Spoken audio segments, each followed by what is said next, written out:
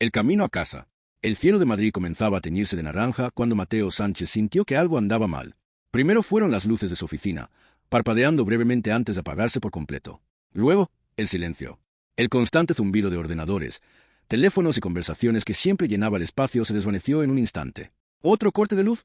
Preguntó a nadie en particular, mientras sus compañeros de trabajo se miraban confundidos. Mateo intentó encender su móvil para llamar a casa, pero la pantalla permaneció negra.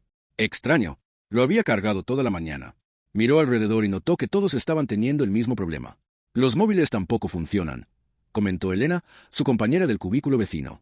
Fue entonces cuando empezaron a escuchar el caos proveniente de la calle. Mateo se asomó a la ventana del 8º piso. Abajo, el tráfico se había detenido completamente. Los semáforos estaban apagados y los conductores salían de sus vehículos, confundidos y frustrados. A lo lejos, podía ver que toda la ciudad estaba sumida en la oscuridad, a pesar de que el sol aún no se había puesto completamente. Un pensamiento lo golpeó como un rayo. Su familia. Ana, su esposa, estaría en casa con sus 2 hijos, Lucía de 7 años y Miguel de 4. ¿Estarían bien? ¿Sabrían qué hacer? La ansiedad comenzó a crecer en su pecho. Tengo que irme, anunció, recogiendo su chaqueta y su maletín. Mi familia me necesita. El jefe del departamento, que normalmente sería estricto con las salidas tempranas, simplemente asintió.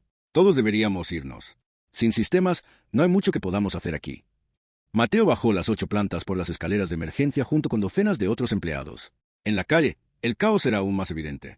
La gente vagaba desorientada, algunos intentando conseguir taxis que no vendrían, otros mirando sus teléfonos inútiles.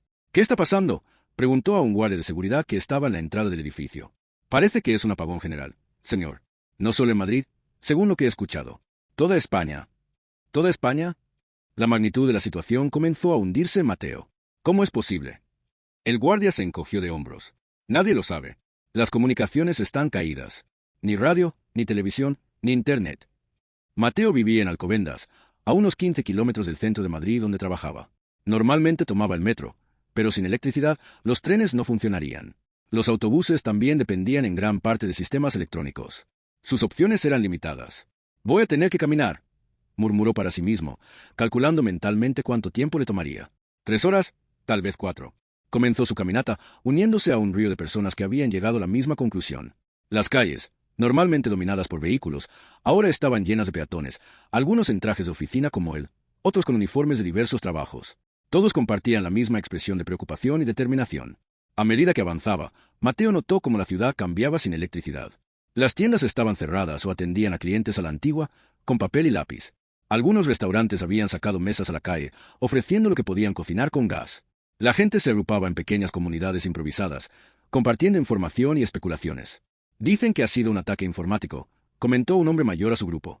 Yo escuché que fue una tormenta solar, contradijo una mujer. Sea lo que sea, nunca había visto algo así, añadió otro. Mateo seguía caminando, sus zapatos de oficina comenzando a provocarle ampollas. El sol se había puesto completamente, y la ciudad estaba iluminada únicamente por la luna y las ocasionales linternas o velas que algunos habían tenido la previsión de llevar consigo. En un cruce importante, encontró a un grupo de policías intentando dirigir el tráfico peatonal. Se acercó a uno de ellos. Disculpe, ¿hay alguna información oficial sobre lo que está pasando? El oficial, visiblemente cansado, negó con la cabeza. Estamos tan a oscuras como usted, literalmente. Los sistemas de comunicación de emergencia también están caídos. Solo sabemos que es un apagón generalizado y que los técnicos están trabajando para resolverlo. ¿Cuánto tiempo podría durar? Imposible saberlo. ¿Horas? ¿Días? Estamos organizando refugios en escuelas y centros cívicos para quienes no puedan llegar a sus casas. Mateo agradeció la información y continuó su camino. A medida que se alejaba del centro, las calles se volvían más oscuras y menos concurridas. Comenzó a sentir un peso en el estómago. ¿Y si algo les había pasado a Ana y los niños? ¿Y si necesitaban ayuda y él no estaba allí? Aceleró el paso, ignorando el dolor en sus pies. Pasó junto a un parque donde varias familias habían decidido acampar, probablemente temerosas de quedarse en edificios altos sin ascensores ni agua corriente. Un hombre le ofreció agua de una botella. Parece que la necesitas, amigo. Mateo aceptó agradecido, solo entonces dándose cuenta de lo sediento que estaba. Gracias. Estoy intentando llegar a Alcobendas. Mi familia está allí. Yo también voy en esa dirección, dijo el hombre, presentándose como Javier. Podemos caminar juntos si quieres. Es más seguro. Mateo aceptó, agradecido por la compañía. Javier resultó ser un enfermero que había terminado su turno cuando ocurrió el apagón. Le contó cómo el hospital había entrado en modo de emergencia, con generadores que solo alcanzaban para las áreas más críticas. Lo peor es la incertidumbre, comentó Javier mientras caminaban. No saber qué ha pasado o cuándo terminará. Mi hija le tiene miedo a la oscuridad, confesó Mateo. Espero que Ana haya podido calmarla. A medida que se acercaban a las afueras de la ciudad, el paisaje urbano cambiaba. Menos edificios, más espacios abiertos. El cielo nocturno, libre de la contaminación lumínica habitual, revelaba un espectáculo de estrellas que rara vez se podía apreciar en Madrid. Mira, señaló Javier hacia arriba. Al menos el apagón nos ha regalado esto. Mateo miró hacia las estrellas, encontrando un momento de paz en medio del caos. Pensó en cómo explicaría todo esto Lucía y Miguel cuando llegara a casa. Tal vez podría convertirlo en una aventura, en una oportunidad para enseñarles sobre la resiliencia. Tras casi 3 horas de caminata, finalmente llegaron a Alcobendas. Las calles del suburbio estaban silenciosas, con ocasionales grupos de vecinos reunidos en las esquinas, compartiendo noticias y recursos. Aquí nos separamos, dijo Javier, señalando hacia una calle lateral. Buena suerte encontrando a tu familia. Igualmente, y gracias por la compañía. Mateo recorrió las últimas calles hasta su edificio de apartamentos. Sin ascensor, subió los 5 pisos por las escaleras, sus piernas protestando cada paso. Finalmente, llegó a su puerta y llamó. ¿Quién es? La voz cautelosa de Ana llegó desde el otro lado. Soy yo, cariño. Mateo. La puerta se abrió de inmediato, y Ana se lanzó a sus brazos. Gracias a Dios que estás bien. Estábamos tan preocupados. Detrás de ella, iluminados por la luz tenue de velas, estaban Lucía y Miguel, sus rostros mezclando miedo y alivio. «¡Papá!», gritaron al unísono, corriendo hacia él. Mateo los abrazó a todos juntos, sintiendo como el peso de la preocupación se disipaba. «Estoy en casa. Todo está bien». Entraron al apartamento, donde Ana había organizado un pequeño campamento en la sala. Colchones en el suelo, velas estratégicamente colocadas y una mesa con alimentos que no necesitaban refrigeración. ¿Has sabido algo?, preguntó Mateo, mientras se quitaba los zapatos doloridos. Ana negó con la cabeza. Nada concreto. Algunos vecinos tienen radios a pilas, pero solo captan estática. Nadie sabe qué ha pasado ni cuándo volverá la luz. ¿Tenemos suficiente comida? ¿Agua?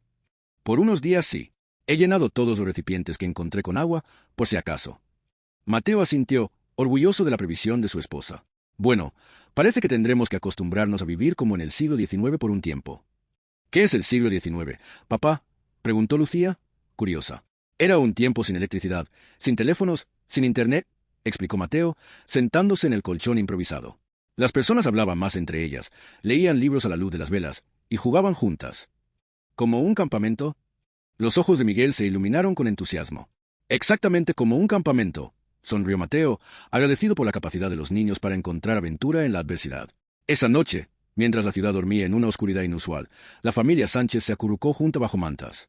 Mateo contó historias a la luz de las velas, historias de su propia infancia, de tiempos más simples.